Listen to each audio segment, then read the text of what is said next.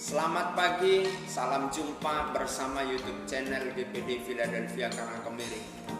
Tuhan Yesus memberkati jemaat, keluarga kami, hamba-hamba Tuhan pemirsa.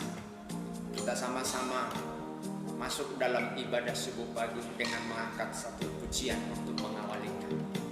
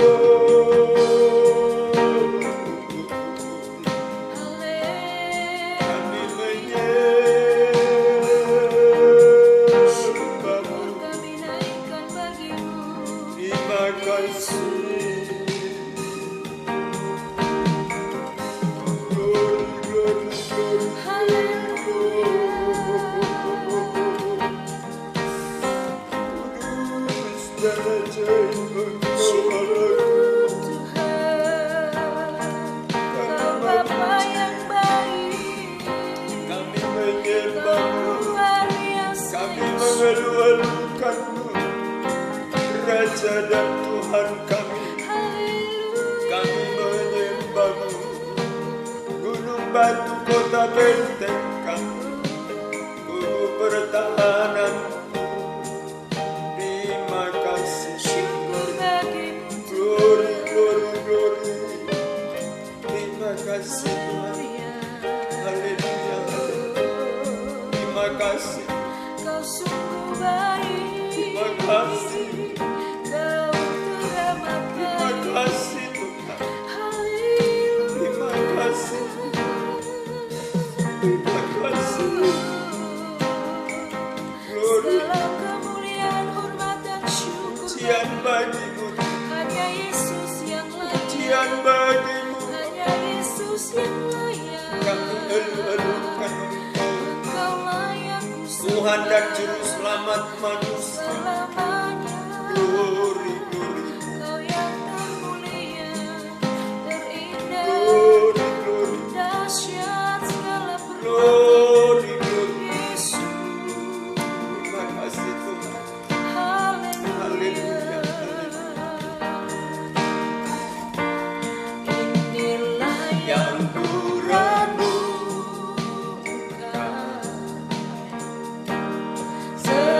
setiap waktu, nyanyian pujian dan pengagungan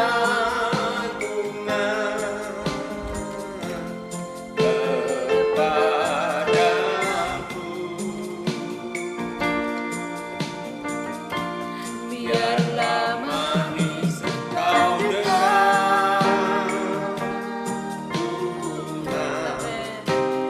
Manis kau dengar, Tuhan, dan hatiku bersuka karena-Mu.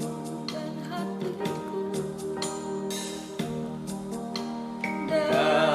hatiku bersuka karena-Mu. Yesus,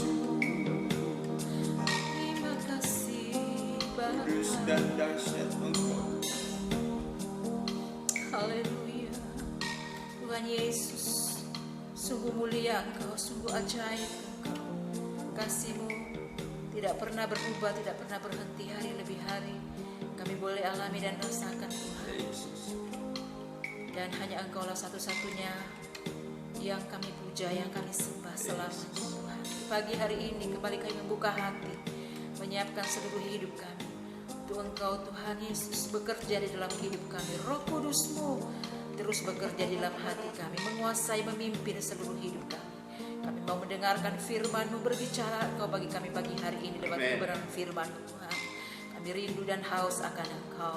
Di dalam berkat nama Yesus Kristus kami akan sanggup firman Tuhan. Haleluya, haleluya. Amin. amin. Kita lanjutkan pembacaan kita di dalam Matius. Kitab Matius pasal 3. Kita bergantian 5 ayat 1 orang untuk membacanya. Saya baca dalam nama Tuhan Yesus. Yohanes Pembaptis. Pada waktu itu tampillah Yohanes Pembaptis di padang gurun Judea dan memberitakan, "Bertobatlah sebab kerajaan Allah surga sudah dekat." Sesungguhnya dialah yang dimaksudkan Nabi Yesaya ketika berkata, "Ada suara orang berseru-seru di padang gurun, persiapkanlah jalan untuk Tuhan, luruskanlah jalan baginya." Yohanes memakai jubah bulu unta dan ikat pinggang kulit, dan makanannya belalang dan madu hutan. Maka datanglah kepadanya penduduk dari Yerusalem, dari seluruh Judea dan dari seluruh daerah sekitar Yordan. Lalu sambil mengaku dosanya mereka dibaptis oleh Yohanes di sungai Yordan.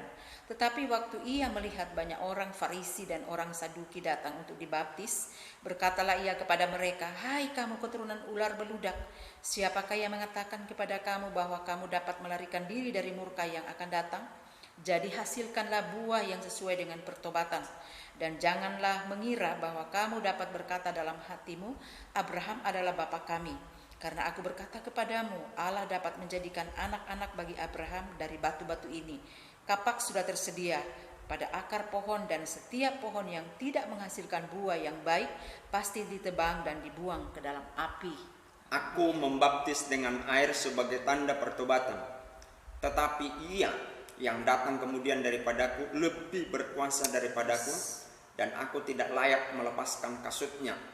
Ia akan membaptis kamu dengan Roh Kudus dan dengan api. Alat penampis sudah di tangannya.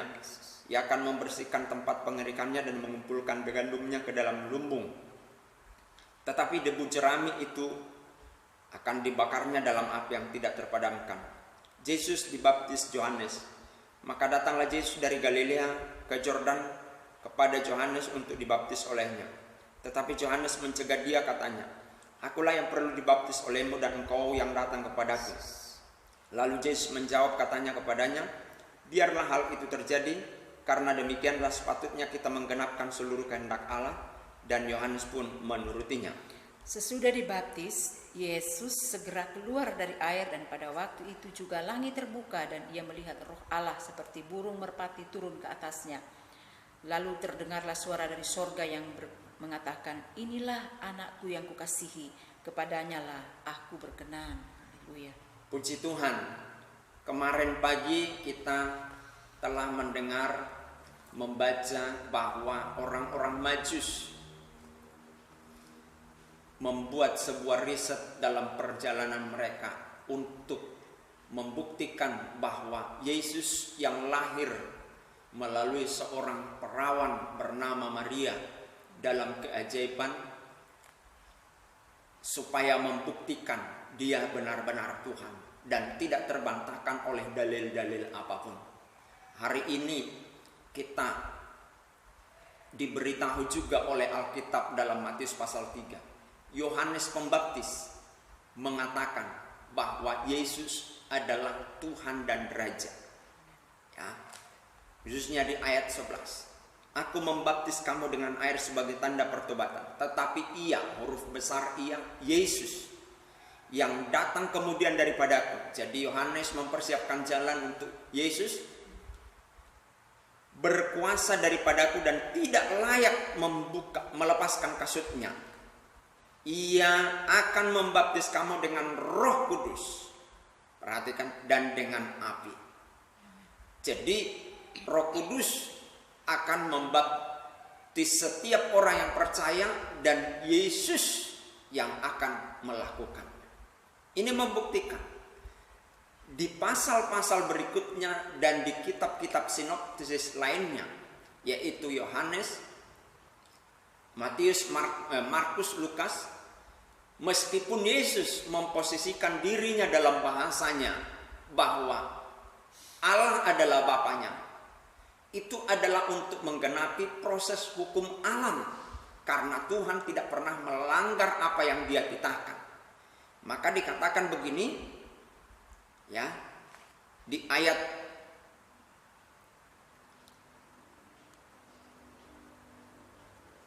7 dikatakan, "Tetapi waktu Ia melihat banyak orang Farisi datang dan orang Saduki datang untuk dibaptis, berkatalah Ia kepada mereka, 'Hai kamu keturunan ular beludak, siapakah yang mengatakan kepada kamu bahwa kamu dapat melarikan diri dari murka yang akan datang?' Dan dikatakan begini di ayat 9. Kita lompat. "Dan janganlah mengira bahwa kamu dapat berkata dalam hatimu, 'Abraham adalah bapa kami,' karena aku berkata kepadamu, Allah dapat menjadikan anak-anak bagi Abraham dari batu-batu ini. Kapak sudah tersedia pada akar pohon, dan setiap pohon yang tidak menghasilkan buah yang baik pasti ditebang dan dibuang ke dalam api. Aku membaptis kamu, ya, aku membaptis kamu dengan air sebagai tanda pertobatan, tetapi Ia yang datang kemudian daripadaku lebih berkuasa daripadaku, dan aku tidak layak melepaskan kasutnya. Ia akan membaptis kamu dengan Roh Kudus dan dengan api." Dan kita lompat naik ke atas, yaitu di ayat 5. "Maka datanglah kepadanya penduduk Yerusalem dari seluruh Judea dan dari seluruh daerah sekitar Yordan, lalu sambil mengaku dosanya, dan mereka dibaptis oleh Yohanes di sungai Yordan. Jadi Yesus dibaptis oleh Yohanes adalah untuk menggenapi kata perkataan Allah. Sebab Yesus harus dibaptis sebagai hukum dari kebenaran firman Tuhan. Jadi apa yang Yesus lakukan, apa yang dia katakan di Injil sinopsis lain nanti, memposisikan Allah adalah Bapaknya, bukan berarti Allah Kristen itu ada 3. Satu, yaitu Tuhan Yesus Kristus. Ya, pernah saya jelaskan, manusia itu satu, namanya manusia satu, tapi dia ada rohnya, nggak kelihatan. Ada jiwanya, pikiran, perasaan, kehendak, dan ada tubuhnya, manusia. Allah juga seperti itu. Nah, ketika Allah Bapa, masa penciptaan, dia yang lebih dominan. Maka Yesus dan Roh ada di sana. Ketika penyalipan, Yesus yang lebih berperan. Bapa dan Roh Kudus ada di sana. Ketika zaman gereja sekarang, Roh Kudus yang berperan, Bapa Anak ada di sana. Jadi seperti saudara belajar, yang lebih berperan dominan adalah jiwa saudara, otak saudara. Tubuhmu enggak di situ, bohong. Rohmu enggak di situ, bohong. Jadi Allah itu satu. Ya, Tuhan Yesus Kristus. Adapun Bapa, Anak dan Roh Kudus, itu adalah satu. Nah, inilah yang digenapi oleh Yesus. Maka Yesus meskipun dibaptis, itu adalah untuk menggenapi perkataannya. Karena setiap Allah mengatakan perkataannya, tidak mungkin dia ingkari. Saudara, jemaat Tuhan pemirsa, maka dari itu yakinlah, kalau Tuhan yang berfirman engkau ada di satu tempat, membuka usaha dan perusahaan yang sedang engkau geluti saat ini, maka Tuhan akan menggenapi rencananya atas semuanya. Jangan ragu dengan Tuhan Yesus Kristus. Dia adalah Tuhan, bukan sekedar nabi. Dia adalah juru selamat. Satu-satunya loh juru selamat atas umat manusia. Yang percaya diselamatkan, yang tidak percaya Tuhan tidak paksa. Maka orang Kristen tidak pernah memaksa.